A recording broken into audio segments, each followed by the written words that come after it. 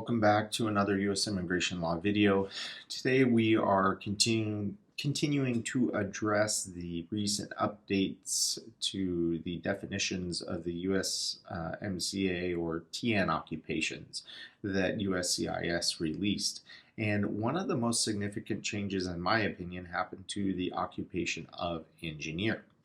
And there is some conflicting information about the definition of an engineer and who qualifies. There's an old memo that's been relied heavily upon in the immigration world for adjudications of TN status as engineers that was relied upon since it was issued back in, when was this, in 2000.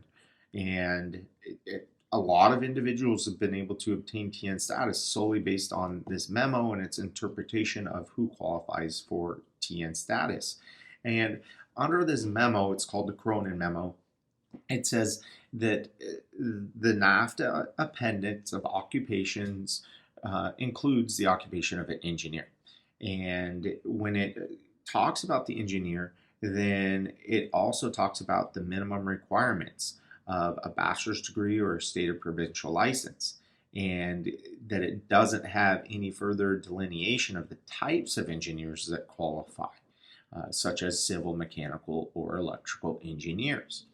And in this memo, it says because the appendix doesn't specify certain specialities under the engineering occupation, then they interpret it to mean that all engineering specialties are included, and that would include activities as a software engineer at a professional level, and that's very important to understand, at a professional level, and that it would require a bachelor's degree or a state or provisional license of an engineer to perform the occupations of a software engineer as well. And it continues to speak of software engineer later, and when it does, it says, returning to software engineer example, it is reasonable to require that a TN applicant to provide evidence of a degree in engineering, just as reasonable to require an engineering degree for admission as a TN to perform professional level services as a civil engineer. So that opened up the floodgates for those that wanted to work under the IT occupations in the engineering category for TN. Well, those days may have come to not a complete end, but that definition has been narrowed by an updated USCIS definition of what an engineer is and who qualifies under the engineering category for TN status. So I would say the Cronin Memo is not dead, because it does still apply as long as you meet this more narrow definition now of what an engineer is under the updated USCIS interpretation of what an engineer is. And according to USCIS, we read through the regulations and we read through the updates, and we came up with a 4-part test to determine whether or not somebody would qualify for TN status as an engineer under this updated USCIS definition. Now, the first step is degree, and that goes back to the Cronin Memo as well. Is your degree in an engineering discipline directly related to the job? So you must have an engineering degree that is directly related. And this one is huge, because we have seen many individuals be able to argue that they are a computer engineer or software engineer, but they have a degree that's in nuclear engineering or mechanical engineering. Well, according to this definition, USCIS or CBP could say that's not a directly related degree. You have a mechanical engineering degree, not a software engineering degree. Therefore, you don't qualify as a software computer engineer. You're a mechanical engineer.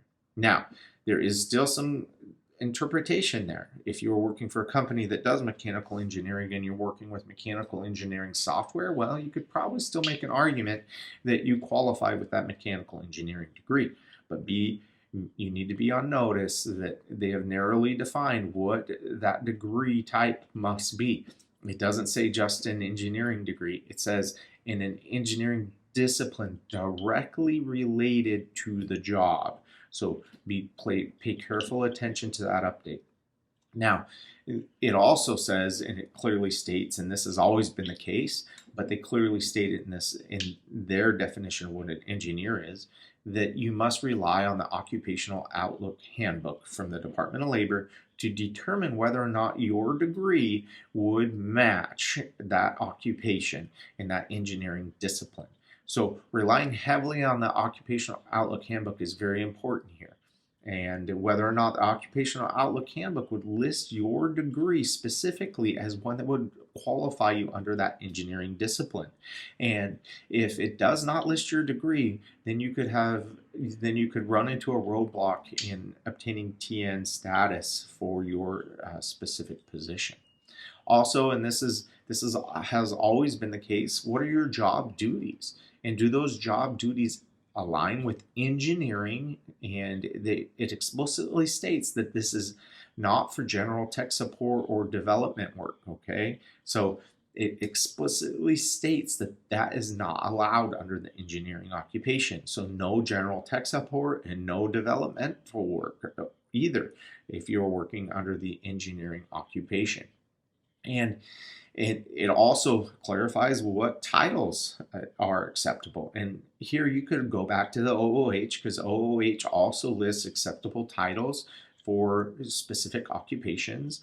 But here they explicitly exclude developers and IT analysts, that they are not acceptable roles under the engineering occupation, unless the job is clearly in computer software engineering and meets all other criteria. So you need to be aware that they have restricted what an engineering position looks like for IT-related occupations under the USMCA for TN status. And this is something that just came out about a week ago at this point. So it is new. We don't know how CBP is going to interpret this and how USCIS is going to roll it out. I think it's safe to assume that USCIS is going to adopt their own definition immediately. And you need to be aware of these new criteria if you're applying for TN status as an engineer. And it also states that most computer-related roles do not qualify under the engineer TN category. Only roles in computer or software engineering are eligible, and only if the applicant has a relevant engineering degree or a professional engineering license. So they have explicitly excluded a lot of occupations that previously have been approvable under TN status as an engineer. If you have any other questions about this update, you're working in the United States and you're working in a computer-related profession and it possibly under an engineering or IT-related role, you need to be aware. Contact us directly if you have any questions. We'd be glad to help you out.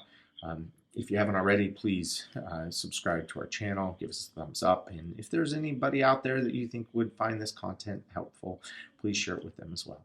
Thank you for watching and have a great day.